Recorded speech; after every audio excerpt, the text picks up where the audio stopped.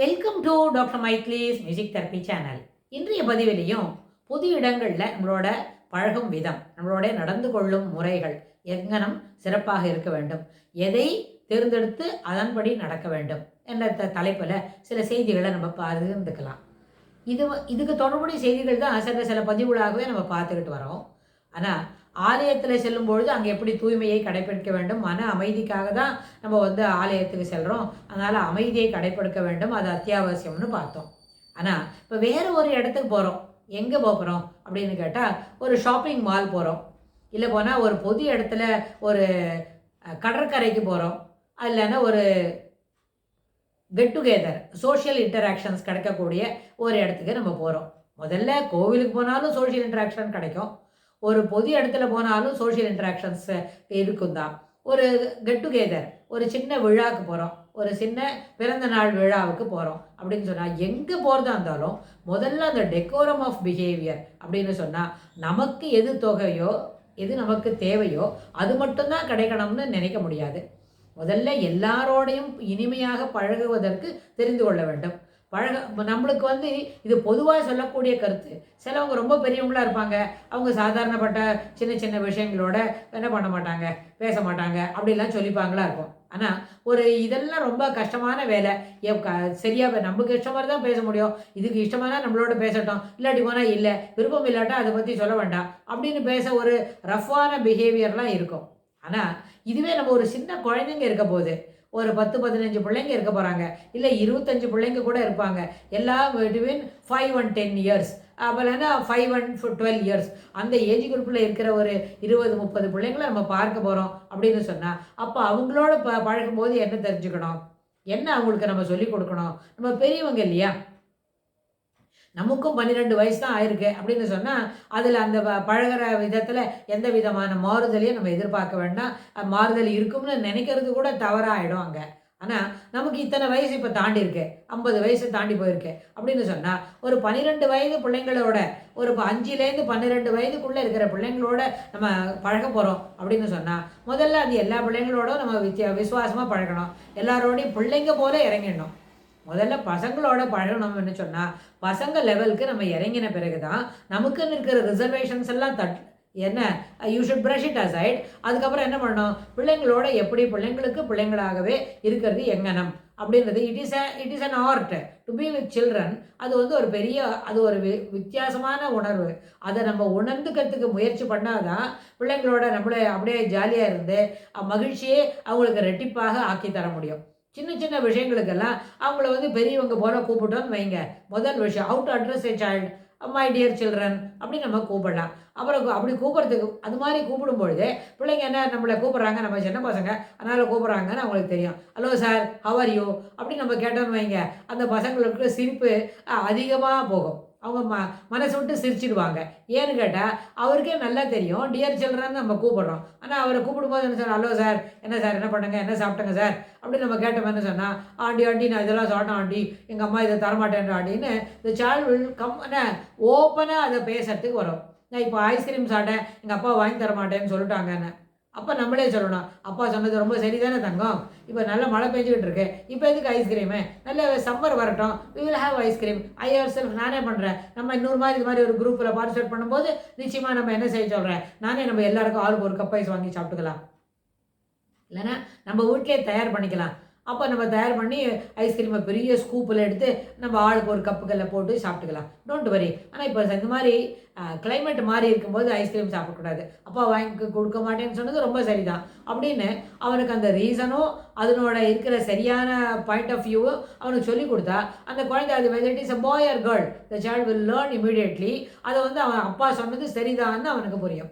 அதே மாதிரி அம்மா இவங்க கூட ஏதோ சொல்கிறாங்க, எங்கள் அம்மா இதை செய்து தரமாட்டேன்னு விட்டாங்க அப்படின்னு சொல்லுன்னு வைங்க, அம்மா ஏன் செய்து தரமாட்டேன்னு சொன்னால், ஒருவேளை அம்மாவுக்கு டைம் இருந்திருக்காது, அம்மா வெளியில் ஸ்கூல் போயிருப்பாங்க, இல்லை ஆஃபீஸ் போயிருப்பாங்க, இன்னும் வேறு எங்கேயான போயிருப்பாங்க, அதனால் அவங்களுக்கு டைம் இல்லை. அவங்களுக்கு டைம் கிடச்ச உடனே நிச்சயமாக செய்து தருவாங்க. ஏன்னு சொன்னால், உனக்கு செய்து தரத்துக்கு அம்மாவுக்கு ரொம்ப இஷ்டமாக தானே இருக்கும். அது சிலப்போ அம்மா நினைப்பாங்க அவங்க செய்கிறது மட்டும்தான் நம்ம சாப்பிட்ணுன்னு. That is something different. அதை பற்றி நம்ம இங்கே பேச வரவே இல்லை. பிள்ளைங்களுக்கு தேவையானது தான் ஒரு அம்மா செய்து தருவாங்க எந்த உலகத்துலையும். அதான் என்ன தம் ரூல், அதான் ஆட்டோமேட்டிக்காக அதுதான் ஏற்புடையது. ஆனால் சில நேரத்தில் பிள்ளைங்க கேட்குறத நம்ம செய்ய முடியல அப்படின்னு சொன்னால் அதுக்கு 2-3 ரீசன் இருக்கும். ஒரு நேரத்தில் நம்மளுக்கு அதுக்கு உண்டான சப்ஸ்டன்ஸ் இருக்காது. சில நேரத்தில் அதுக்காக நம்மளுக்கு என்ன இருக்காது, நேரமின்மை ஒரு காரணமாக இருக்கும். இல்லாட்டி போனால் அதுக்கு என்ன இந்த நேரத்தில் சாப்பிட முடியாது, that has to prepare for the lunch not for the dinner அப்படின்னு சொல்லி சில சின்ன அவாய்டபுள் ரீசனால தான் என்ன ஆகுது, அந்த நேரத்தில் அந்த குழந்தைகள் கேட்குற அந்த உணவை நம்ம தயார் பண்ண முடியல. மற்றபடி there is no restriction at all. Substance இருக்குது, டைம் இருக்குது, இது லஞ்ச் டைம் தான் சொன்னால் விதவுட் எனி கொஸ்டின் அம்மா என்ன பண்ணுவாங்க, அதை தயார் பண்ணி தருவாங்க. இதை நம்ம புரிஞ்சுக்கணும். அது ஒன்று. 2வது, பிள்ளைங்களோட பழகும் பொழுது அவங்களுக்கு என்ன தரும், எதெல்லாம் இனிமையான உணர்வுகளை தருமோ அதுபோல் செய்திகளை மட்டுமே நம்ம என்ன பண்ணலாம், பகிர்ந்துக்கலாம். 1. 2வது, அவங்களுக்கு விளையாடுறதுக்கு நடுவில் நல்ல விஷயங்களே சொல்லித்தரலாம். How to behave, how to be a polite one. எப்பொழுதுமே ஹார்ஷு நான் அடிச்சுடுவேன், இப்போ அப்படியே போட்டு நச்சுடுவேன், அப்படியே பலாப்பழம் 4 அரை கொடுத்துருவேன் அப்படின்னு ரகசியமாக ஒரு குழந்தைக்கும் பக்கத்தில் பேசுறதுன்னு வைங்க. That has to be avoided. There is no such thing. யாருக்குமே ஹார்ஷான வார்த்தை இல்லவே இல்லை. ஒருத்தர் போய் கெட் அவுட் அப்படின்னு சொல்கிறத காட்டிலும் எப்படி சொல்லணும், இப்போ என்ன வெளியில் போகலாமா, கொஞ்சம் வெளியில் இருக்கிறாங்களா, இதை நான் இந்த இடத்த க்ளீன் பண்ணி விட்றேன் அப்படின்னு சொல்லி கேட்குறதுக்கும், நீங்கள் வீட்டுக்கு போனோம்னு சொன்னால் நான் உங்களுக்கு எதான ஒரு வெஹிக்கிள் ஆர்கனைஸ் பண்ணட்டா, இல்லை நீங்கள் இப்போ இருக்குங்களா, ஒரு 1/2 மணி கழிச்சு நானே கொண்டு விட்டுடுறேன், இந்த கீழே இருக்கிற சின்ன வேலையெல்லாம் முடிச்சுட்டு அப்படி தான் கேட்கணுமே தவிர என்ன பண்ணக்கூடாது, கெட் அவுட் அப்படின்னு சொல்லக்கூடாது. அதே மாதிரி பிள்ளைங்களுக்கு பேசிக்கிட்டே இருக்கும்பொழுது அவங்க பேசுகிற வரைக்கும் நம்ம காத்துக்கிட்டு இருக்கணும், பேசி சொல்கிற முடிக்க வரைக்கும். ஏன்னு சொன்னால் you should wait for the turn அப்படின்னு அந்த வார்த்தையை பிள்ளைங்களுக்கு சொல்லி கொடுக்கணும்.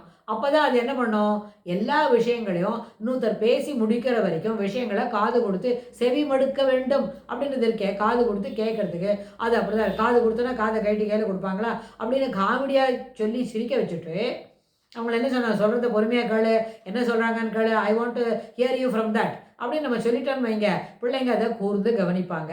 இது எதுக்கு இந்த பழக்கத்தை சொல்லி கொடுக்கணும்னு சொன்னால், கூர்ந்து கவனித்தல் அப்படின்ற அந்த பழக்கத்தை வரத்துக்கு இது ரொம்ப முக்கியமாக அமையும். அப்படி சொல்லி முடித்த உடனே இப்போ அந்த அக்கா என்ன சொன்னாங்க, நீங்கள் சொல்லுங்க பார்க்கலாம், யாருக்கு காதில் ஓடுது, யார் எப்படி புரிஞ்சுக்கிட்டாங்க அப்படின்னா, அப்போ சில பசங்களுக்கு என்ன பண்ணோம், அது தவறாக புரிஞ்சிருக்கும், மாற்றி புரிஞ்சிட்ருப்பாங்க. அதை சொன்ன உடனே என்னப்பா இப்படி சொல்கிறீங்க, எப்படி அவள் சொன்னா அப்படின்னு நம்ம கேட்டாங்க, இட் பிகம்ஸ் ஒரு பெரிய ஒரு நகைச்சுவையாகவும் எல்லாரும் மகிழ்ந்து இன்புற்று சிரிப்பதாகவும் அமையும். அந்த சிரிக்கிறதுக்கு ஒரு வாய்ப்பு கிடைக்கும். சில பசங்க என்ன சொல்கிறாங்களோ அதை கரெக்டாக கேட்டுவிட்டு அது என்ன பண்ணாங்க, பிழை இல்லாமல் சொல்லுவாங்க. அது அத்தனை வார்த்தையும் சொல்லாட்டா கூட அவங்களால என்ன பண்ண முடியும், அதை சிறப்பாக சொல்ல முடியும். அவர் 10 பாயிண்ட் சொல்லியிருந்தா அட்லீஸ்ட் 3-4ஆவது அவங்க கரெக்டாக சொல்லுவாங்களா இருக்கும். எதுக்கு இதெல்லாம், இது போல் ஒரு குரூப்பில் நிறைய 20 பிள்ளைங்களோட பேசி சிரிக்கணும், பேசி மகிழணும்னு சொன்னால் அவங்கவுங்க வயதுக்கு ஏற்ப நம்ம அந்த குரூப்பை ஆர்கனைஸ் பண்ணணும். இது ரொம்ப ஒரு முக்கியமான விஷயம். இதுக்கு நிறைய விஷயங்கள் இருக்குது, நிறைய பாயிண்ட்ஸ் நம்ம பகிர்ந்துக்க முடியும்னு சொன்னால் தொடர்ந்து இது போலவே கூட நம்ம பேசலாம். ஒரு குழுவில் இருக்கிற சின்ன பிள்ளைங்களுக்கு, அதாவது 5 முதல் 12 வயது இருக்கிற பிள்ளைங்களோட பழகணும்னு சொன்னால் ஒருத்தரோட பேசும்பொழுதும் பழகும்பொழுதும் அந்த வயதுக்கு ஏற்ப நம்ம என்ன பண்ணோம், தாழ்த்தி கொண்டு தாழ விட்டு கொண்டு என்ன பண்ணோம், அவங்களோட பேசணும். இது ரொம்ப அத்தியாவசியமானது.